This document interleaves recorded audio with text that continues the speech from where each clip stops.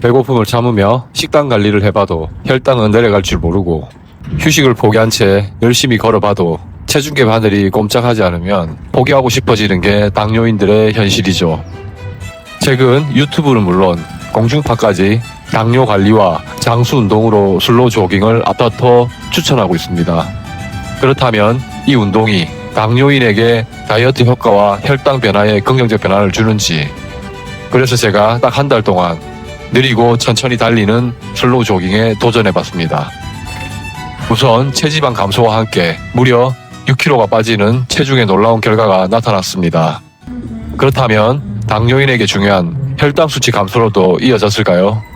30일간 체중 감량과 혈당 변화를 지금부터 여러분께 가감없이 공개하겠습니다.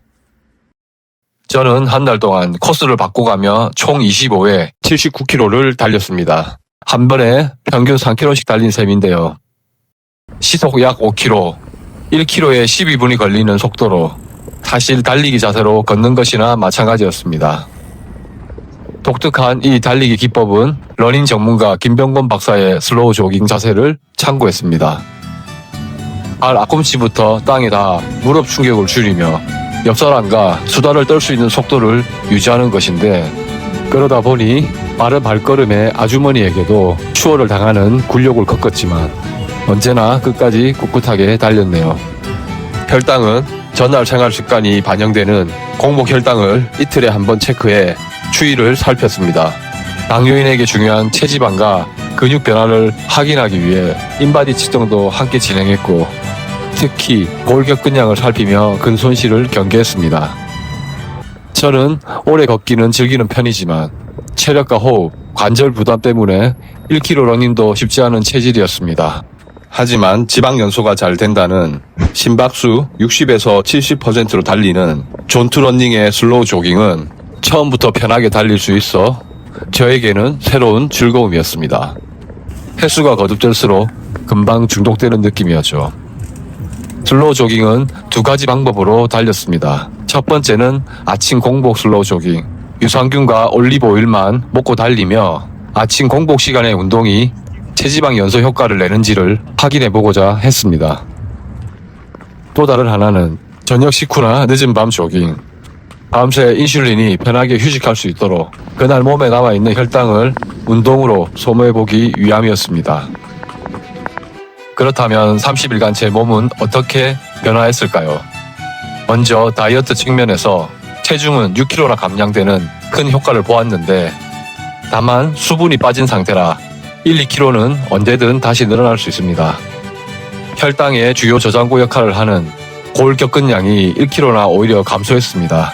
이는 운동으로 근육 속 글리코겐과 수분이 함께 빠진 영향으로 이 역시 수분 상태에 따라 다시 채워질 수 있는 일시적인 변화로 보입니다. 반면 체지방률은 21%에서 17.7%로 크게 떨어졌습니다. 순수 체지방이 3kg 이상 감소하며 확실한 지방 연소를 하긴 했는데, 당뇨인에게 큰 숙제인 체지방의 연소가 슬로우 조깅으로 잘 연소되었음이 확인되었습니다. 그렇다면 이 결과가 혈당에는 어떤 영향을 미쳤을까요? 처음 140대 수준에서 정상인 수치 100 이하인 97까지 떨어졌습니다. 체지방이 연소될 때 혈당도 비례하여 안정된 모습을 보이며, 당뇨인이 꾸준한 운동으로 체지방을 줄일 때 혈당 역시 함께 개선될 수 있음을 보여주었습니다. 결국 혈당이 잘 소모되며 지방이 에너지로 연소되면서 평소 혈당이 부족하면 겪는 저혈당도 사라지고 공복 상태에서는 배고픔이 덜해지는 변화를 몸으로 체감하게 되었습니다. 이번 한 달 혈당 소모와 함께 체지방 감소를 경험하며 슬로우 조깅은 적어도 저나 당뇨인의 혈당 관리에 유용한 운동임을 확인할 수 있었습니다. 슬로우 조깅 창시자인 규슈대학 다나카 히로아키 교수 연구팀의 논문을 보면 흥미로운 데이터가 나옵니다. 먼저 에너지 소비량인데, 같은 속도로 천천히 뛸 때가 걷기보다 약 2배 이상의 많은 에너지를 소비하는 것으로 나타났습니다. 즉 슬로우 조깅이 적은 강도로도 몸속 에너지를 더 많이 사용하는 효율적인 운동이라는 뜻입니다. 두 번째는 적산여치 연구입니다. 몸에 피로가 크게 쌓이지 않으면서 체지방 연소율이 높고 인슐린의 감수성 향상과 함께 혈당 관리에 효과적인 운동이라는 것이 연구팀이 주목한 저강도 운동인 바로 슬로우 조깅의 특징이었습니다. 물론 슬로우 조깅에 대한 고개를 갸웃하는 반론도 일부 존재합니다. 첫 번째는 시간 대비 효율성입니다. 걷듯이 천천히 뛰는 방식이다 보니 일반 러닝보다 칼로리 소모와 체지방 연소 효율이 낮다는 의견입니다. 바쁜 현대인에게 1시간씩 달리는 것은 시간 가성비 측면에서 비효율적이라는 비판입니다. 둘째는 근육 유지와 강화의 한계입니다.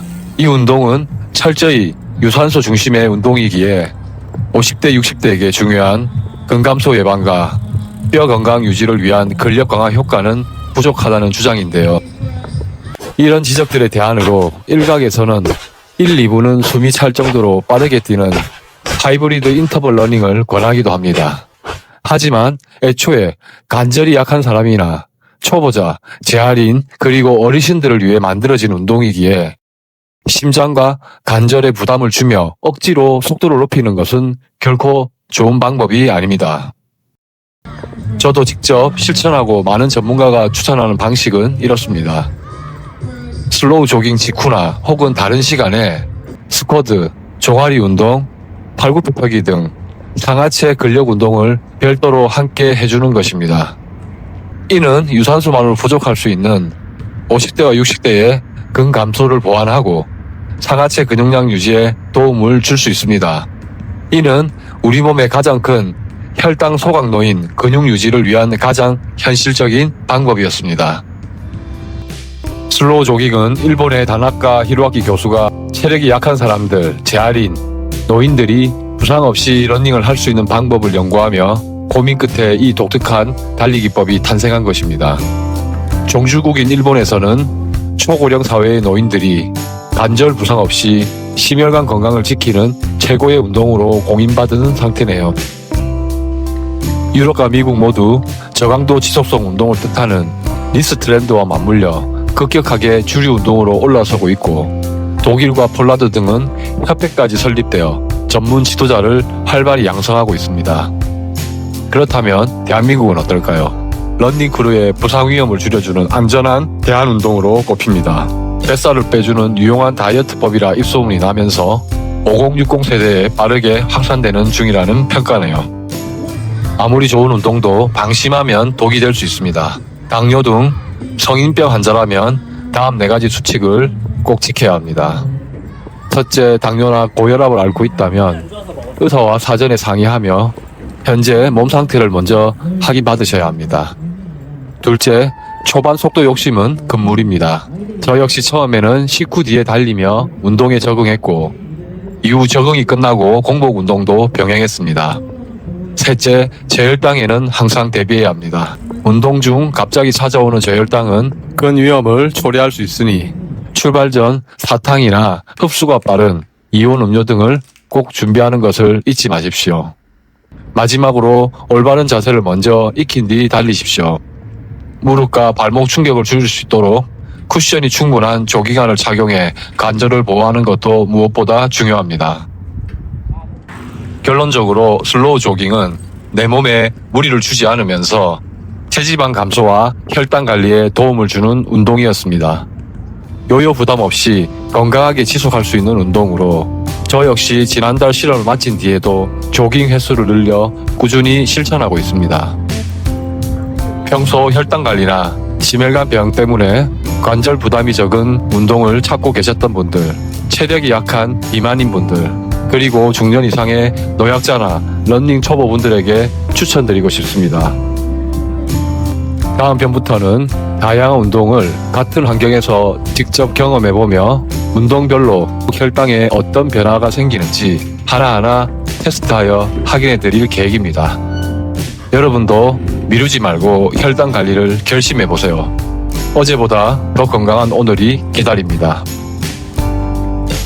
구독과 알림 설정 잊지 마시고 끝까지 시청해주셔서 감사합니다.